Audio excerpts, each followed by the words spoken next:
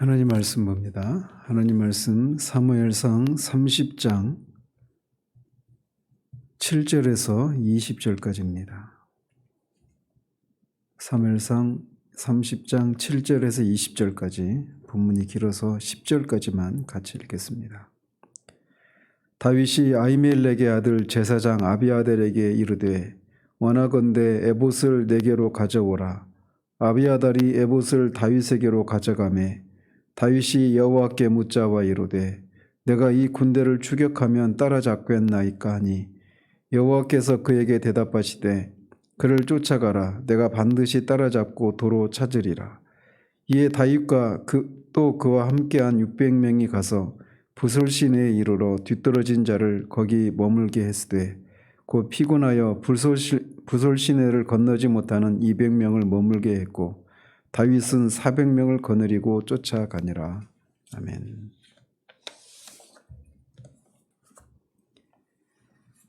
어제는 다윗과 그 일행이 아벡에서 시글락으로 회군했을 때 남아있던 모든 사람들이 아말렉에 의해서 포로로 끌려간 사건을 살폈습니다.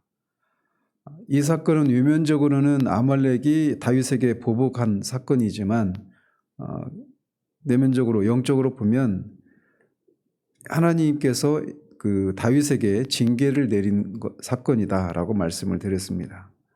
그리고 그 징계를 통해서 비로소 다윗은 불신앙의 잠에서 깨어나게 되었다. 그리고 그 위기에서 여호와를 인해서 용기를 얻게 됩니다.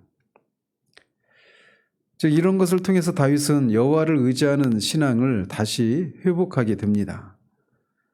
그러면서 그 여호와의 관계, 여호와를 향한 그 신앙이 회복이 되는 것을 인해서 이제 오늘 본문인 이 7절 이후부터 이 마지막 절까지는 이 긍정적인 그런 모습이 전개됩니다. 그래서 다윗이 여호와의 응답을 받고 아말렉을 추격해서 대승을 거두고 잃었던 모든 것을 다시 되찾는, 그리고 그때 얻었던 그 전리품을 모든 사람에게 다시 동일하게 나눠주고 또 유다의 장로들에게도 전리품의 일부를 나눠주는 그런 어떤 긍정적인 모습들이 전개가 됩니다. 이런 모습은 뒤에 31장에 사울에게 처했던 그 상황과는 완전히 대조되는 그런 상황이라고 할 수가 있습니다. 뒤에서 보시겠지만 이 이스라엘은 완전히 블레셋과의 전쟁에서 패전을 하고 사울과 그의 아들들은 다 죽게 됩니다. 다윗은 그의 수하들의 그 모든 소유와 그 사람들을 다 다시 되찾는 반면 사울은 자기 아들까지도, 그 아들의 생명까지도 빼앗기게 되는 그런 비참한 처지에 이르게 됩니다. 따라서 이제 이 오늘 7절 이하에 전개되는 이 모든 내용들은 31장에서 이제 사울이 역사의 전면에서 완전히 사라지고 다윗이 역사의 전면에 이제 완전히 비로소 이제 등극하게 되는 그런 어떤 전환을 이루는 장이라고 할 수가 있습니다. 자, 이렇게 하나님 여호와를 힘입어서 용기를 얻은 다윗이 처음으로 한 일은 아히멜렉의 아들 제사장 아비아달에게 에봇을 가져오라고 한 일입니다. 에봇을 가져오라고 하는 것은 이 우림과 둠밈을 사용해서 하나님의 뜻을 확인하기 위해서 그렇게 에봇을 가져오라고 한 것이죠. 그래서 이것이 바로 어제도 말씀드린 것처럼 다윗이 이제 하나님 앞에 하나님을 향한 그런 신앙이 회복되는 장면이라고 할 수가 있습니다. 27장에서 인간적인 판단으로 블레셋으로, 사울의 그 칼날을 피해서 블레셋으로 망명을 했는데 그것은 하나님의 뜻을 묻고 취한 행동이 아니었어요. 그래서 그 결과 이제 여러 가지 이런 환난을 당하게 되는데 이런 시련을 통해서 그가 비로소 어제 살펴본 것처럼 자신의 그런 처지를 그 군박한 그런 상황 가운데서 하나님을 향한 신앙을 다시 회복하게 되는 겁니다. 여기에 우리의 그런 신앙의 위로가 있는 겁니다. 이제 결론 부분에서도 말씀드리겠지만 다윗의 그 뛰어남은 바로 여기에 있어요. 그가 실수가 없는 사람이 아닙니다. 그도 우리와 똑같은 성정을 가진 사람이에요. 우리가 성경에 나오는 그런 하나님의 사람들을 살펴볼 때 어제도 말씀드린 것처럼 그들은 우리와는 어떤 별난 또 특별한 그런 사람이라고 하는 생각들을 우리가 가지기 쉽습니다.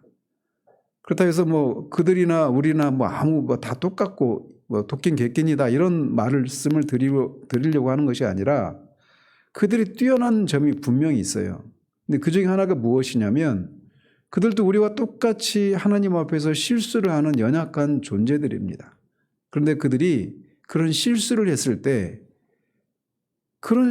그래서 하나님 앞에 나아갈 면목이 없는 그런 상황 가운데 있을 때 그리고 자신의 그 실수를 인해서 어떤 하나님의 징계 차원에서 어떤 삶의 그런 공고함이 닥쳐왔을 때 그들이 취하는 것에서 우리와 그들의 다른 점이 나타난다는 거예요. 그것은 바로 하나님 그런 상황에서도 여전히 하나님을 향하고 있다는 겁니다. 왜냐하면 하나님이 언제나 거기 계시거든요. 이 하나님을 아는 지식이 이 한 분밖에 없는 우리의 삶을 풍요롭게 하느냐 그렇지 않느냐를 결정하는 아주 결정적인 사실입니다. 오늘 본문에서도 우리는 그런 하나님을 만나게 되는 거예요. 이렇게 자신의 그런 죄를 인해서 이렇게 크게 울고 하나님을 향해서 다시 돌아와서 하나님의 뜻을 묻는 다윗에게 여호와 하나님은 냉랭하게 대하시지 않고 그에게 응답하십니다. 전날에 이 사울도 똑같이 그런 궁박한 상황 가운데 있을 때 선지자로도 꿈으로도 우림으로도 대답하지 않으셨던 하나님이 이제 다윗에게는 하나님께서 응답을 해 주시는 거예요. 그래서 여호와의 대답이 다윗에게 주어졌는데 그들을 쫓아가면 반드시 따라잡고 도로 찾을 것이다 라고 응답을 하십니다. 특히 여기서 그에게라고 하는 말을 통해 하나님께서 아비아달을 통해서 말씀하신 것이 아니라 다윗에게 직접 대답하심으로 하나님께 기도하는 자들에게 하나님이 개인적으로 이렇게 응답해 주신다라고 하는 것을 보여주고 계십니다. 이런 것에서도 우리가 이 아침에 이 말씀을 듣고 있는 여러분들이야 그런 분들이 안 계시겠지만 우리가 신앙생활 하다 보면 자꾸 어떤 깊은 기도의 세계를 경험하고 있는 사람들 또는 저 같은 목사나 이런 사람들로부터 자꾸 어떤 안수기도를 받고 다른 사람의 기도의 힘으로 그렇게 살아가려고 하는 그런 분들이 참 많이 계십니다. 굉장히 연약한 상태 가운데 있는 거죠. 그런데 하나님은 예수 그리스도의 그 보혈의 공로를 의지해서 하나님을 찾는 자들을 하나님이 직접 그들에게 말씀하시고 응답하시는 하나님이십니다. 누구의 하나님이 아니라 나의 하나님으로 이 기도 생활을 통해서 그렇게 하나님을 알아가고 그 하나님의 인도하심을 받으면서 이 땅을 살아갈 수 있는 것이 모든 그리스도인들에게 주어진 특권이에요. 기도가 그러게 우리에게 주어진 특권이 바로 그것이죠. 그리스도의 그 보혈의 공로로 말미암아 하나님과 우리 사이가 어떤 것으로도 깨어지지 않는 아버지와 그런 자녀의 관계가 확보되었기 때문에 거기에서 우리가 위로를 얻는 거예요. 하이델베르크 요리문답 1문답에서 말하고 있는 것도 바로 거기에 있는 것 아니겠습니까? 우리가 생사간에 위로를 얻을 수 있는 것은 그리스도의 보혈로 말미암아 우리가 하나님과 화목을 이루었고 하나님이 우리의 아버지가 되셔서 머리카락 하나도 하나님의 허락하시는 것이 없이는 떨어지지 않는 그래서 우리의 삶의 안전을 확보해 주시는 하나님이 우리의 아버지라고 하는 그 사실 거기에서 우리의 삶에 우리가 위로를 얻을 수 있단 말이죠. 그 대표적인 특권이 뭐냐? 바로 기도입니다. 다른 사람의 기도의 힘으로 사는 것이 아니라 내가 직접 하나님 앞에 기도함으로 그 하나님으로부터 개인적으로 그렇게 응답을 받고 그렇게 살아가는 것. 물론 어떤 때는 다른 사람의 그런 중보 기도를 통해서 하나님이 응답하시기도 하시고 우리의 삶을 인도해 주시기도 하십니다. 그러나 그것은 특별한 경우예요. 일반적인 방식은 얼마든지 우리가 개인적으로 그렇게 하나님 앞에 직접 나아가서 기도의 응답을 받을 수 있다는 사실이죠. 여기서도 우리는 그것을 볼 수 있습니다. 어쨌든 말씀드린 것처럼 사울은 아무리 하나님의 뜻을 찾고 하나님으로부터 응답을 받으려고 해도 그래서 심지어는 이 신접한 여인을 통해서 이 악한 영이 가장한 그 사무엘로 가장한 악한 영을 통해서까지 그렇게 이 일에 대한 하나님의 뜻을 물으려고 그렇게 시도를 했지만 하나님은 끝내 그에 응답하지 않으셨단 말이에요. 그런데 다윗에게는 하나님이 응답을 해 주십니다. 이런 것을 통해서 하나님의 뜻이 다윗을 이스라엘의 왕으로 세우시는 것이 하나님의 확고한 뜻임을 다시금 드러내고 계신 겁니다. 자, 이렇게 여호와로부터 응답을 받자 다윗과 그 일행 600명은 용기 백배합니다. 사실 하나님이 우리에게 응답하셨다. 우리에게는 하나님의 그런 명분, 하나님의 그런 함께 하시겠다라고 하는 약속이 주어졌다라고 하는 그것보다 우리가 용기를 얻을 수 있는 것이 없습니다. 뒤에 보시겠지만 이 다윗과 그 일행이 상대할 아말렉 사람들은 다윗의 이 일행보다도 훨씬 많은 숫자의 군대였습니다. 그런데 그들이 하나님의 응답하시자 앞뒤 가리지 않고 그렇게 뛰어넘는 거죠. 그 아말렉을 뒤쫓게 되는 그런 용기를 발휘하는 겁니다. 그렇게 아말렉의 뒤를 쫓아가다가 부솔 시내에 도착했을 때 그 일부 어떤 사람들이 피곤해서 부솔 시내를 건너지 못하게 됩니다. 그래서 그 200명은 부솔 시내에 남겨두고 400명만 데리고 아말렉을 쫓아갑니다. 그도 그럴 것이 아벡에서 시글락까지 사흘 걸려서 돌아왔고 와서 보니까 이 자신의 아내들과 자녀들이 다 사로잡혀 가서 기력이 닿도록 울고, 그리고 여기 시글락에서 부슬 시내까지는 약 24km 정도 된다고 하는데 그 길을 또 냅다 달려왔죠. 그러는 중에 또 이 부솔 시내 건너면은 이제 어떤 험난한 산악지대가 시작되는 그런 지역에 있는 그런 건천이었는데 피곤한 사람들이 발생하게 된 것이죠. 그래서 그런 사람들 중에 200명은 남겨놓고 이제 400명만 아말렉을 추격하는 겁니다. 그렇게 400명의 사람들이 아말렉을 쫓다가 들에서 애굽 사람 하나를 만납니다. 그리고 다윗에게 데려와서 그에게 떡과 이 물을 마시게 하죠. 그리고 그 자초지종을 들어보니까 그가 사흘 동안이나 떡도 못 먹고 물도 마시지 못한 채 있었던 사람이라고 하는 것을 알게 됩니다. 여기서도 한번 이 상황을 한번 생각해 보십시오. 다윗과 그 일행들은 얼마나 마음이 조급한 상황입니까? 어떻게 자신들의 아내와 자녀들이 아말렉에 의해서 죽을지도 모른다라는 그런 불안함들이 그들의 마음을 사로잡고 있는 상황 아니겠습니까? 그런데 그런 상황 가운데서 지금 이 자신들의 그 전쟁에 아무런 도움도 되지 않는 어떤 사람이 들에 널브러져 있는 상황인데 그 사람을 돌보는 그런 선행을 베풀고 있는 겁니다. 우리가 일반적으로 내 코가 석자라고 하는 그런 상황 가운데 있을 때 주변 사람들을 돌아볼 여유가 생기지 않는 것이 인지상정이지 않습니까? 근데 이 다윗과 이 일행들이 들에 있는 어떤 사람을 데려온 거예요. 그리고 그에게 물을 마시게 하고 떡을 공급해줘서 기력을 회복할 수 있도록 그런 선을 베푸신단 말이죠. 선행을 베푼단 말이죠. 따라서 그런데 이 사람을 통해서 하나님이 아말렉이 어디로 갔는지를 알려주십니다.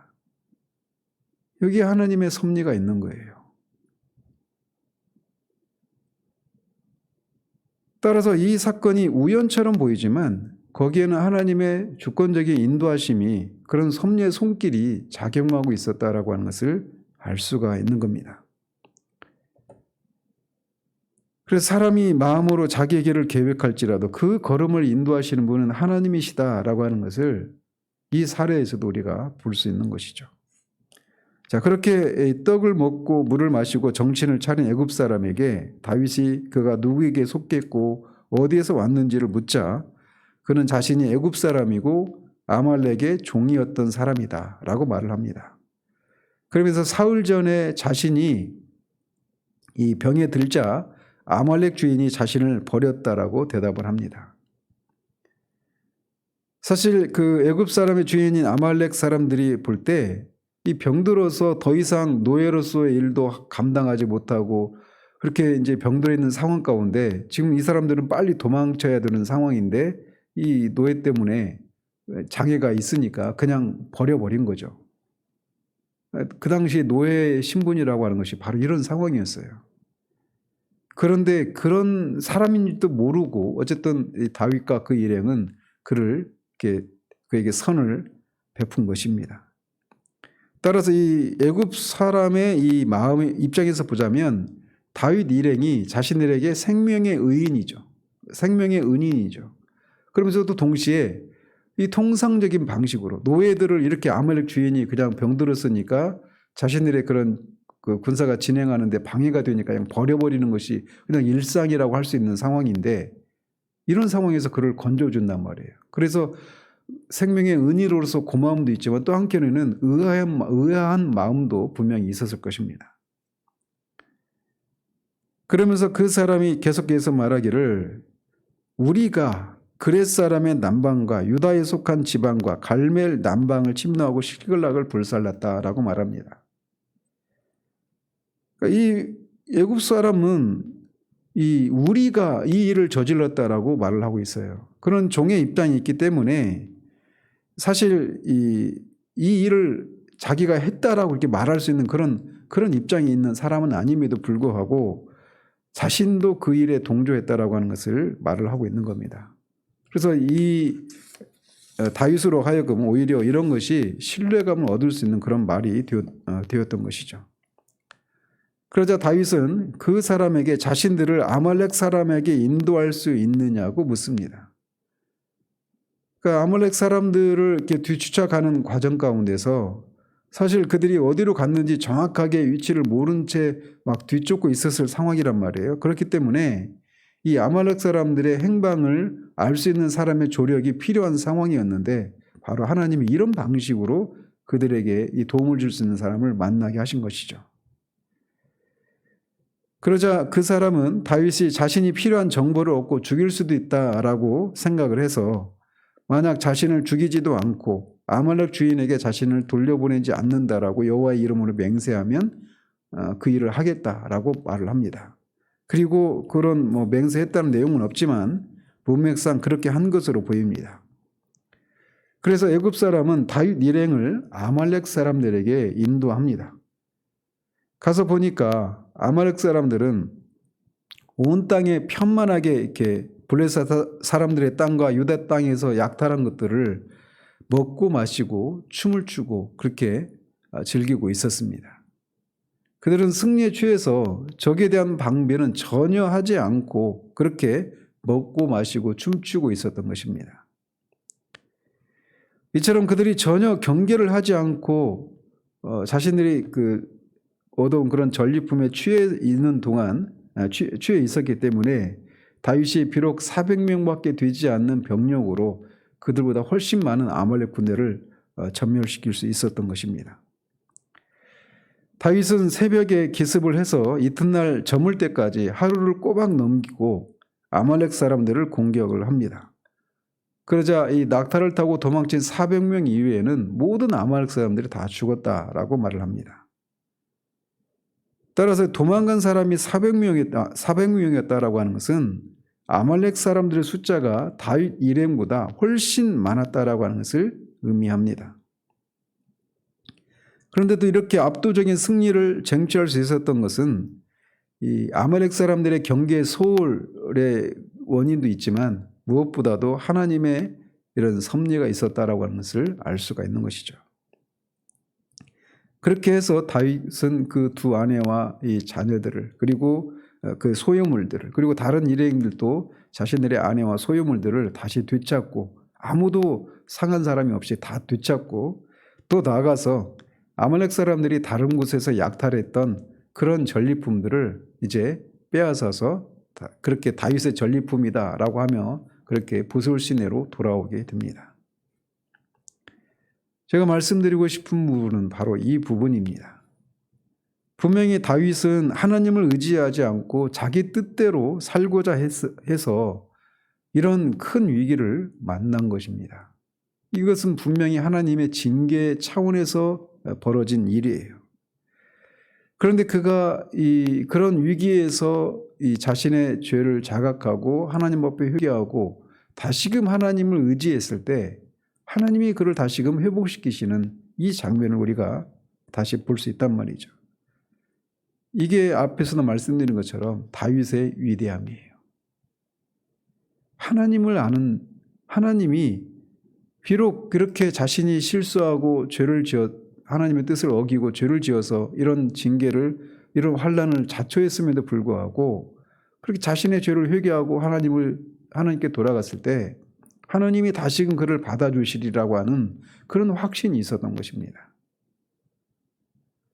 이것은 나중에 이 밧세바 사건에서도 그리고 인구조사를 했을 때도 그것으로 인해서 하나님이 그를 징계하시지 않습니까? 그래서 압살롬에게 쫓기는 그런 상황 가운데서도 그 상황이 하나님의 징계로 인해서 벌어지는 상황임에도 불구하고 그 속에서도 하나님을 의지하지 않습니까? 그게 바로 다윗의 위대함이에요. 인구조사를 했을 때도 마찬가지입니다. 자신의 죄를 회개하고는 여전히 하나님을 의지하는 겁니다. 그리고 언제나 거기 계신 하나님을 다시금 만나고 그 하나님을 인해서 그 위기를 다시금 극복하고 하나님이 함께 하시는 그런 흔적들을 남긴단 말이죠. 우리가 신앙생활을 하다 보면 하나님과 우리 사이의 관계를 하나님은 이런저런 것들을 명령하시고 이런 것들을 해라 이런 것들을 하지 말라라고 명령하시는 하나님이시고 우리는 그 명령에 순종해야 되는 그런 사람이라고 하는 그런 관계에서 벗어나지 못하는 사람들이 많습니다.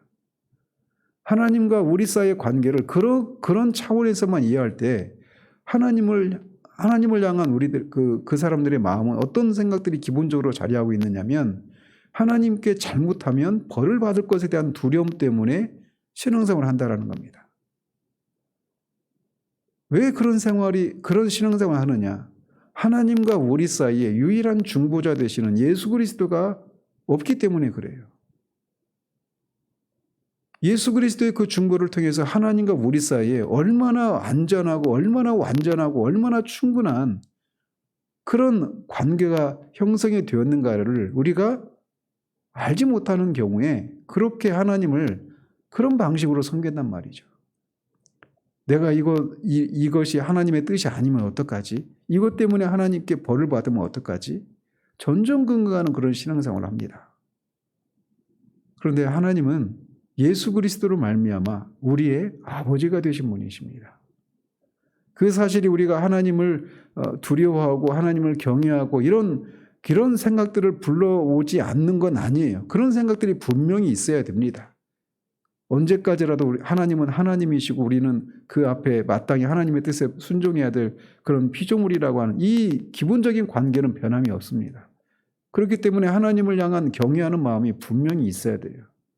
근데 하나님을 향한 경외함이 그냥 벌 받을 것에 대한 두려움 때문에 그렇게 하나님 앞에서 그 전전긍긍하며 살아가는 것이 하나님을 섬기는 것이 아니라 예수 그리스도로 말미암아 우리가 하나님이 우리의 아버지가 되신다라고 하는 그 사실 때문에 여호와와 친밀한 교제를 나눌 수 있는 관계가 바로 우리들이라는 거예요. 그렇기 때문에 때로는 우리가 실수하지 말아야 되고 죄를 범하지 말아야 되지만 우리가 그럴 수 있습니다. 그러나 그런 때도 여전히 하나님은 그리스도로 말미암아 우리의 아버지시라는 사실이에요. 그리스도를 바라보시듯이 언제나 우리를 그렇게 바라보신다는 겁니다.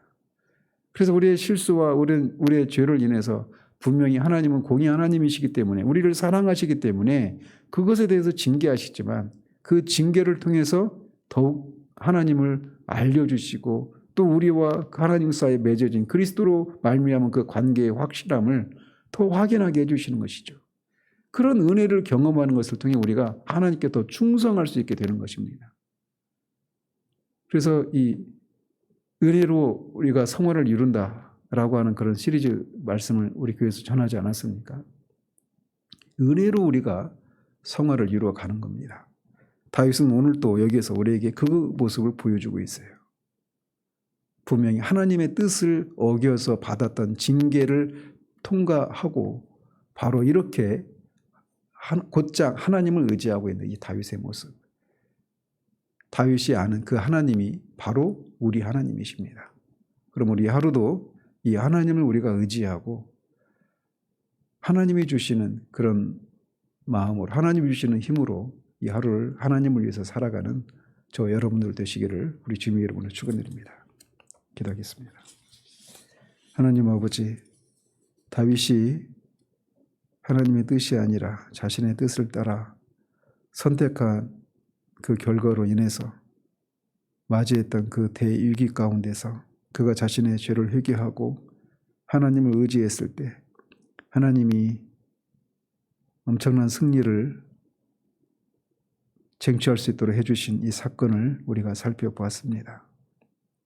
그 첫 출발은 다윗이 그 징계를 받으며 그냥 운명론적으로 내가 하나님 앞에 지은 죄 때문에 이런 형벌을 받는다라고 하며 이 또한 지나가리라 라고 하며 그냥 묵묵히 그 징계를 받고 그 환난을 그냥 자신의 것으로 받아들이고 있는 것이 아니라 그런 속에서도 하나님을 의지하고 하나님 앞에 나아가는 그런 모습을 통해 이 승리가 가능했던 것을 우리가 보게 됩니다. 우리의 삶을 살아가면서 얼마나 많은 경우에 우리가 우리의 연약함을 인해서 실수하고 넘어졌을 때 운명론적인 그런 자세를 취하는 경우들이 많은지요. 이 다윗의 사례를 통해서 우리가 그리스도로 말미암아 하나님과 우리 사이에 그 맺어진 그 확실하고도 안전한 그 사랑의 끈이 그 어떤 것으로도 끊어지지 않는 것임을 우리가 기억하고 어떤 상황 가운데서도 상한 심령으로 하나님의 얼굴을 구하는 그런 우리들 될 수 있도록 도우시옵소서. 그래서 그렇게 나아갔을 때 언제나 거기 계신 하나님을 만날 수 있는 우리들 될 수 있도록 도우시고 그 하나님의 은혜를 인해서 우리가 용기 백배해서 우리의 삶을 살아낼 수 있는 우리들 될 수 있도록 도우시기를 원합니다. 예수 그리스도 이름으로 기도합니다. 아멘.